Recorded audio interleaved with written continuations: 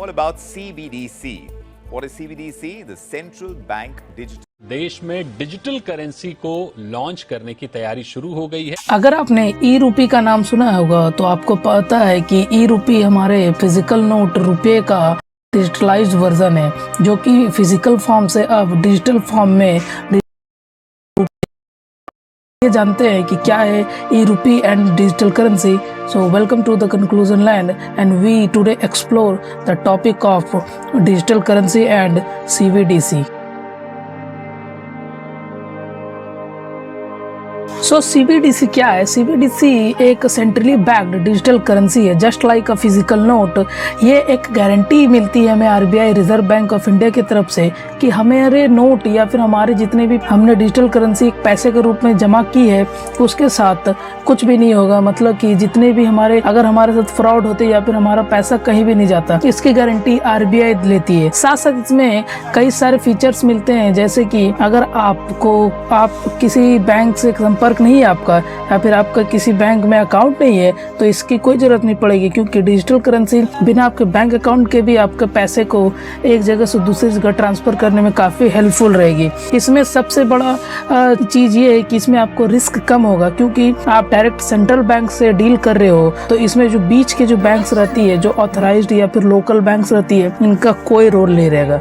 और आपको ये इंश्योरेंस मिलती है कि आपके पैसे के साथ ऐसा कुछ नहीं होगा जो कि होना चाहिए। ये एक सेफ पेमेंट मेथड होगा, जिसमें कि आपको किसी भी तरह की बैंक अकाउंट की जरूरत नहीं पड़ेगी। ये एक न्यू फाइनेंशियल सिस्टम है जो कि सीधा सेंट्रलाइज्ड है। इसमें गवर्नमेंट की सबसे बड़ी भूमिका है, क्योंकि अगर हमारे पैसे के साथ कुछ भी होता है तो इसकी सारी जिम्मेदारी गवर्नमेंट की होती है। साथ साथ डिजिटल करेंसी हमारे फिजिकल नोट के खर्च को भी कम करता है। जैसे कि हमें पता है कि RBI को हर साल तकरीबन 4,984 करोड़ रुपए लगते हैं सिर्फ नोट को प्रिंट करने में। तो CBDC से printing, storage, transportation, reconciling and delay and settlement का कॉस्ट कम पड़ेगा। साथ साथ ये एनवायरनमेंट के लिए काफी अनुकूल रहेगा, एनवायरनमेंट फ्रेंडली रहेगा।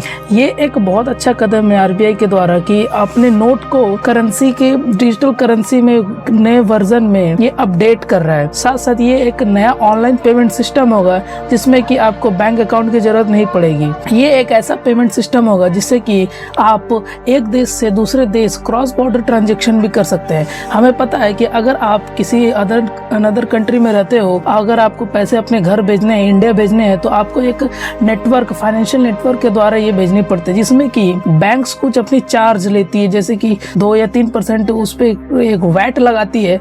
बट अगर आप CBDC के फाइनेंशियल सिस्टम से ये पेमेंट करते हो तो उसमें आपको किसी भी तरह की टैक्स देने की कोई जरूरत नहीं है। प्लस इसमें हाई कॉस्ट आपको नहीं लगता है, इसमें स्लो स्पीड नहीं होती। ये काफी अच्छी तरह से मतलब लेन देन करने में, व्यापार करने में सहजता प्रदान करती है। इसमें अनलिमिटेड एक्सेस है, आप जितने भी पैसे भेजना चाहते हो भेज सकते हो। और अगर आप अभी जो फाइनेंशियल सिस्टम जिससे कि क्रॉस बॉर्डर ट्रांजेक्शन होता है, उसमें काफी लिमिटेड एक्सेस रहता है कि आप इतने पैसे भेजोगे तो इतना इसके ऊपर टैक्स रहता है, तो लोग उसका कम उपयोग करते हैं। तो CBDC इन सब चीजों को काफी अच्छी तरह से समझता है। हमें पता है कि ओनली 2021 में इंडिया तकरीबन $87 बिलियन आए थे इंडिया में विदेशी मुद्रा। जो हमारे इंडियन जो बाहर रहते हैं, वो अपने जितने भी पैसे होते हैं वो इंडिया तकरीबन $87 बिलियन भेजते हैं। तो CBDC सोचिए कितना बड़ा प्लेटफॉर्म बनने वाला है। ये हमारे जनधन योजना और UPI को भी काफी फाइनेंशियल सपोर्ट करेगा।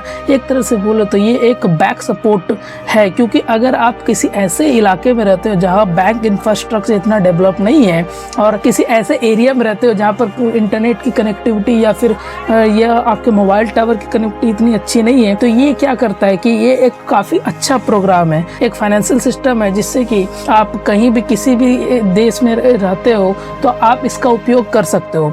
CBDC एक तरह का बोलिए तो देश का सबसे बड़ा बैंक RBI इसे संचालित करेगा। ये एक कंट्रोल्ड रहेगा, इसे आप RBI कहीं भी ट्रैक कर सकता है, आप इसका इलीगल उपयोग नहीं कर सकते। साथ साथ अगर RBI किसी जैसे गवर्नमेंट गवर्नमेंट कोई फंड रेज करती है, जैसे अगर मान लीजिए फॉर एग्जांपल गवर्नमेंट किसी किसान को सब्सिडी प्लान देती है कि ये फर्टिलाइजर आपको खरीदनी है, तो क्या होगा कि आरबीआई इन पैसों को ट्रैक कर सकेगा कि ये उस जगह पर खर्च हो रही है या फिर दूसरी जगह, जैसे होते हैं कि बिचौलिए बीच में पैसे खाते हैं, तो ये पूरी तरह से बंद हो जाएगी और डायरेक्ट जो बेनिफिट गवर्नमेंट फार्मर्स को देना चाहती है या फिर अपने सिटीजन्स को देना चाहती है वो डायरेक्ट गवर्नमेंट पहुंचा सकती है। साथ साथ ये हमारे वेस्टर्न सैंक्शंस को से भी हम खतरे से बचाती है। हमें पता है कि हाल फिलहाल में रशिया के ऊपर कई सारे सैंक्शंस लगाए गए जिसमें कि उसके बहुत सारे एसेट्स को सीज कर लिए गए, जैसे कि gold reserves and dollar reserves. तो इन सब वेस्टर्न खतरों को बचाने के लिए सीबीडीसी का काफी अच्छा विकल्प रहेगा और इसे मेन तौर पर फ्यूचर के लिए ही बनाया जा रहा है, क्योंकि अगर फ्यूचर में ऐसा कुछ होता है तो ये काफी हेल्पफुल रहेगा हमारे इंडियन इकोनॉमी के लिए।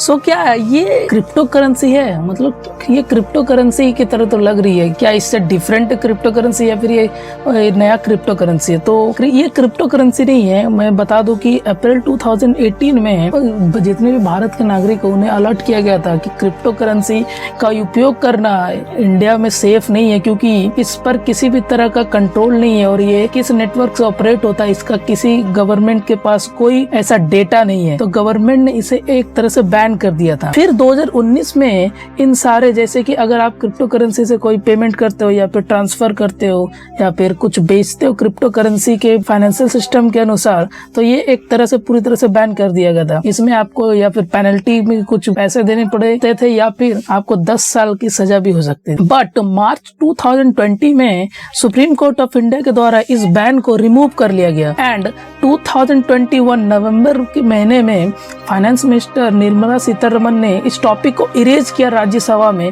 कि क्रिप्टो करेंसी को हम पूरी तरह से बैन तो नहीं कर सकते, क्योंकि ये बहुत बड़ा सोर्स है इनकम एंड ये जो क्रिप्टो करेंसी है ये एक ब्लॉकचेन नेटवर्क के ऊपर ऑपरेट होता है। हम इसे पूरी तरह से बैन नहीं कर सकते, बट हम इसके लिए अवेयरनेस फैला सकते हैं आरबीआई द्वारा, सेबी द्वारा, कि आप इसका यूज कम से कम करें। And in 2022 to 2023 the government of India ने क्रिप्टो करेंसी को समझा और माना कि क्रिप्टो करेंसी बैन तो नहीं की जा सकती पूरी तरह से, इसलिए उन्होंने 30% टैक्स लगाने का फैसला किया वर्चुअल जितने भी एसेट्स होते हैं crypto currencies and other like bitcoin, Ethereum, all this virtual assets. And finance minister ने ये भी अनाउंस किया कि इंडिया जल्द ही अपना सीबीडीसी मतलब centrally backed digital currency launch करने वाला है as like a electronic rupee means digital rupee. और इसी तरह से आरबीआई ने अभी जो लॉन्च किया है वो कैश के बदले में आपको एक वर्चुअल पेमेंट का रास्ता देता है। ये एक तरह से बोले तो हमारे जो फिजिकल नोट है, अगर आपके पास 100 रुपए है तो इसका डिजिटाइज वर्जन आपके वॉलेट में रहेगा। साथ साथ इस सारे पैसे को गवर्नमेंट मैनेज करेगी, आरबीआई इन सारे पैसे को रेगुलेट करेगी। यहाँ पर एक और फैसिलिटी आपको ये मिलती है कि क्रिप्टो करेंसी किसी भी बैंक या फिर किसी भी गवर्नमेंट या ऑथराइज द्वारा रेगुलेटेड नहीं होती, बट ये जो हमारा डिजिटल करेंसी है ये आरबीआई और गवर्नमेंट द्वारा रेगुलेटेड होगी। इस पर किसी भी तरह के खतरे का कोई असर नहीं पड़ेगा, क्योंकि ये पूरी तरह से डिजिटलाइज फॉर्म में रहेगी। हमें पता है कि अगर आरबीआई इन सब फैसलों को दे रहा है तो ये कोई बड़ी वजह के कारण है, क्योंकि आने वाले फ्यूचर में इंडिया और जैसे हमारे पास यूपीआई है, एनएफटी है, तो इन सब आईएमपीएस है, तो इन सब फाइनेंशियल सिस्टम के लिए ये काफी बेहतरीन होगा। ये एक तरह का बैक सपोर्ट है हमारे फाइनेंशियल सिस्टम की तरफ। हमें पता है कि हाल में रशिया के सेंट्रल बैंक ने भी रशियन रूबल को एक डिजिटलाइज फॉर्म में करने का फैसला किया। साथ साथ चाइना भी ये प्लान कर रहा है कि वहाँ के युआन को डिजिटलाइज किया जाए और फिजिकल करेंसी का भार थोड़ा कम किया जाए।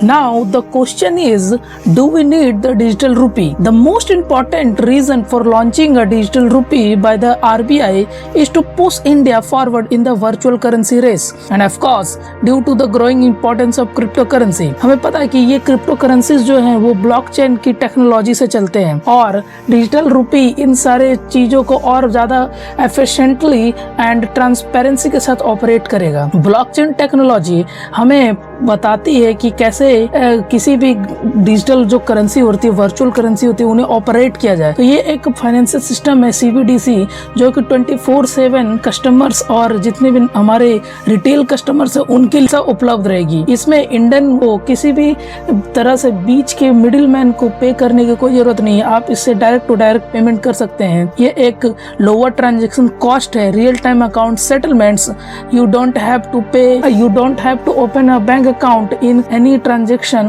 With the digital rupee. आपको इसमें क्रॉस बॉर्डर की सुविधा मिलती है कि अगर आप दूसरे कंट्री में पैसा ट्रांजैक्शन करने चाहते हैं तो आप वो कर सकते हैं, वो भी बहुत ज्यादा लोअर कॉस्ट से। साथ साथ RBI इसमें किसी भी तरीके से आपको रिस्क नहीं देती है। ये एक पूरी तरह से सेफ पेमेंट मेथड है और डिजिटल रुपी आपके किसी भी फिजिकल करेंसी को अफेक्ट नहीं करेगा। ये आपके मोबाइल में एक सेफ रहेगा और इसका उपयोग आप मोबाइल के द्वारा और किसी अपने इलेक्ट्रॉनिक डिवाइस के द्वारा ही कर सकते हैं। The question is, can I shop using digital rupee? क्या हम किसी भी प्रोडक्ट्स को खरीद सकते हैं डिजिटल रुपीज के माध्यम से? So answer is yes, because RBI ने क्लियरली मेंशन किया था कि आप इंडियन चीज को, किसी भी चीज को आप खरीद सकते हैं ई-रुपी के माध्यम से। इसमें जैसे कि अगर आपको किराना स्टोर से कुछ खरीदना है, आप डिजिटल रुपी से person to person P2P and person to merchant P2M जो फैसिलिटी है उसके द्वारा आप पेमेंट करके वो चीज खरीद सकते हैं। Second question is, can I transfer digital money to friends? बिल्कुल हाँ, ये तो हो ही सकता है कि आप डिजिटल करेंसी को एक दूसरे के साथ शेयर कर सकते हैं या फिर फैमिली मेंबर्स के साथ भी इसे लेन देन कर सकते हैं। The third question is, where to buy the digital rupee in India? तो कहाँ से बाय करे भाई डिजिटल रुपी? अभी जो पायलट जो स्कीम गवर्नमेंट RBI ने इशू किया है सिर्फ 4 बैंक्स को। इसमें state bank of India, ICICI bank, yes bank and IDFC first bank को ही करेंटली लाइसेंस इशू किया गया है। अभी इसके बहुत सारे बेनिफिट देखे गए हैं और अगर ये सक्सेसफुल होता है तो इसे लार्ज तौर पर बहुत पूरे इंडिया में लॉन्च किया जाएगा। फिलहाल ये सिर्फ मुंबई, न्यू दिल्ली, बेंगलुरु एंड भुवनेश्वर जैसे शहर में ही लॉन्च की गई है। इन 4 शहरों के अलावा और कहीं लॉन्च नहीं की गई है। अगर ये सक्सेसफुल होता है ये पूरी इंडिया में लॉन्च किया जाएगा like the UPI। Here is the another important question, why CBDC when there is UPI? UPI एक तरह का unified payment interface financial system है जो कि अगर आप अपने बैंक अकाउंट से लिंक करते हैं तभी ये वर्क करेगा। अगर आपका अकाउंट किसी पर्टिकुलर बैंक में है और अगर आप किसी पर्टिकुलर या सम अमाउंट को आप बैंक में डिपॉजिट करते हैं, जमा करते हैं, तो बैंक उस पैसे के बदले में आपको कुछ इंटरेस्ट देता है। और यहाँ पर एक इंटरमीडियरी पर्सन जो कि थर्ड बैंक है हमारा RBI और हमारे बीच में हमारा जो मीडियम बैंक है, मतलब लोकल बैंक है, वो एक बीच का रूप बनता है। यहाँ पर क्या है कि UPI में जब तक आप अपने बैंक अकाउंट में कुछ पैसे ट्रांसफर डिपॉजिट नहीं करते हो तब तक आप इसका यूज नहीं कर सकते। यहाँ पर एक ऐसा एरर है, पॉइंट है कि अगर आप बैंक में कुछ पैसे डिपॉजिट करते हो तो बैंक कुछ डिले कर सकता है आपके इस पेमेंट को आपको इशू करने में। यहाँ पर CBDC बहुत अच्छा रोल प्ले करता है क्योंकि अगर आप डायरेक्टली सेंट्रल बैंक से डील करते हो तो यहाँ पर आपको नो डिलो इशूइंग और आपको रिस्क फ्री आप पेमेंट कर पाओगे क्योंकि लोकल बैंक आपके बीच में आता है, क्योंकि आप एक RBI को थर्ड पार्टी बना रहे हो। यहाँ पर CBDC में क्या है कि आप RBI से डायरेक्ट जुड़ते हो, RBI की जितने भी बेनिफिट्स आपको डायरेक्टली मिलते हैं, तो आपको इसमें किसी भी का पैसे पेमेंट करने की जरूरत नहीं पड़ेगी। एक्स्ट्रा जो पेमेंट होती है या फिर सर्विस चार्ज होती है वो करने की जरूरत नहीं पड़ेगी। साथ साथ सेंट्रल बैंक है, अगर आप CBDC का उपयोग करते हो डिजिटल करेंसी का, तो इन सब पैसों का सेंट्रल बैंक हमारे डोमेस्टिक प्रोडक्ट जिसे GDP कहते हैं उसमें काफी अच्छे से उपयोग करेगी। इन पैसे को बड़ी बड़ी कंपनीज को लोन देने में काफी अच्छा ग्रोइंग माध्यम होगा, जिससे कि हमारा बिजनेस और लिक्विडिटी भी इरेज होगा। साथ साथ यहाँ पर UPI एक ऐसा ऑप्शन है, अगर फ्यूचर में UPI फेल होता है, CBDC एक अच्छा अल्टरनेटिव है हमारे पास कि हम इस फाइनेंशियल सिस्टम को ऑपरेट करके इसका उपयोग कर सकें। क्योंकि अगर UPI फ्यूचर में फेल हुआ तो यहाँ पर एक बहुत सारी पॉसिबिलिटी है कि CBDC उस जगह को फुलफिल कर देगा। यहाँ पर सबसे ज्यादा इंपॉर्टेंट क्वेश्चन ये आता है कि क्या CBDC हमारे इकोनॉमी में हेल्पफुल रहेगा, क्या इंडिया के इकोनॉमी इससे बहुत ज्यादा इफेक्ट होने वाला है? क्योंकि कई लोग बोलेंगे क्या भाई इससे क्या होने वाला है, क्योंकि ये जो जितनी भी करेंसीज आती है ये तो सिर्फ डिजिटल फॉर्म में रहती है। तो मैं बता दूं कि यहाँ पर इंडिया की इकोनॉमी और GDP में काफी हेल्पफुल रहने वाला है। एक तो इंडिया को डिजिटली तौर पर करेंसीज की रेस में ये आगे पहुंचाएगा, प्लस आपने अभी हाल फिलहाल में देखा होगा कि आफ्टर रशिया से इन्वेजन यूक्रेन क्या हुआ कि स्विफ्ट नेटवर्क है उससे रशिया को बाहर कर दिया गया। और अगर आप स्विफ्ट नेटवर्क से बाहर होते हो तो आप किसी भी कंट्री से डॉलर में ट्रेड नहीं कर सकते और आप अपने पूरी तरह से वो हक खो देते हो कि आप किसी कंट्री से लेन देन या फिर अपने प्रोडक्ट्स को बेच सकते हो या भी कुछ खरीद भी सकते हो। ये तो पूरी तरह से एक तरह से फाइनेंशियल मार्केट से रशिया को कट कर दिया गया। यहाँ पर रशिया के approx $600 billion reserves gold, dollars and other currencies के फॉर्म में US बैंक्स में रखे हुए थे, जिन्हें की आधे से ज्यादा पैसे को USA, UK and European union द्वारा सीज कर लिया गया। ये किस लिए हुआ? क्योंकि वेस्टर्न कंट्रीज के पास ये पावर है, ऑथोरिटी है कि ये किसी भी कंट्री के ऊपर जिन्हें ये पसंद नहीं करती है उन पर ये प्रतिबंध, कुछ सैंक्शंस लगा देती है, जिनमें कि आपके जितने भी रिजर्व्स है, आपके खुद के रिजर्व्स अगर किसी बाहर कंट्री में है ये उन्हें सीज कर लेगी। यहाँ पर एक अनकंफर्टेबल सिचुएशन होता है as like India and even China, because अगर हम ऐसा कुछ करते हैं जो कि फ्यूचरिस्टिक बातें मैं कर रहा हूँ, क्योंकि अगर फ्यूचर में अगर इंडिया एंड चाइना या फिर कोई भी कंट्री ऐसा कुछ करती है तो इंडिया के ऊपर भी काफी सैंक्शंस लग सकते हैं, क्योंकि उस चीज को वेस्ट कंट्री अप्रूव नहीं करेगी। तो CBDC क्या है कि यहाँ पर एक स्विफ्ट नेटवर्क का अल्टरनेटिव होती है, क्योंकि अगर आप इंडिया या रशिया के बीच में ट्रेड करना चाहते हो तो CBDC एक ऐसा फाइनेंशियल सिस्टम है जो बना है, इसमें स्विफ्ट की कोई जरूरत नहीं पड़ेगी और ये एक इंडिया का ओन फाइनेंशियल सिस्टम है जिसकी मदद से वेस्टर्न पेमेंट सिस्टम की कोई जरूरत नहीं पड़ेगी हमें, और हमें वेस्टर्न रिस्क से भी काफी ज्यादा सेव करती है। सो फ्रेंड्स, ये थी समरी हमारे CBDC strategy and how the digital currency works. तो अगर आपको ये वीडियो के लिए हेल्पफुल हो तो हमारे चैनल को सब्सक्राइब कर दे। अगर आप हमें कुछ कमेंट करना चाहते हो कि हमें अगले अपकमिंग वीडियोस के लिए कौन सा टॉपिक या फिर किस सब्जेक्ट में हमें वीडियो बनानी चाहिए, तो आप हमारे कमेंट बॉक्स में कमेंट करके हमें बता सकते हैं। और हमसे जुड़ने के लिए आप हमारे सोशल मीडिया हैंडल्स को फॉलो कर सकते हैं। हम वहाँ पर अपने डेली अपडेट्स डालते हैं, कुछ आपके लिए हेल्पफुल आर्टिकल्स लिखते हैं जो कि आपके लिए काफी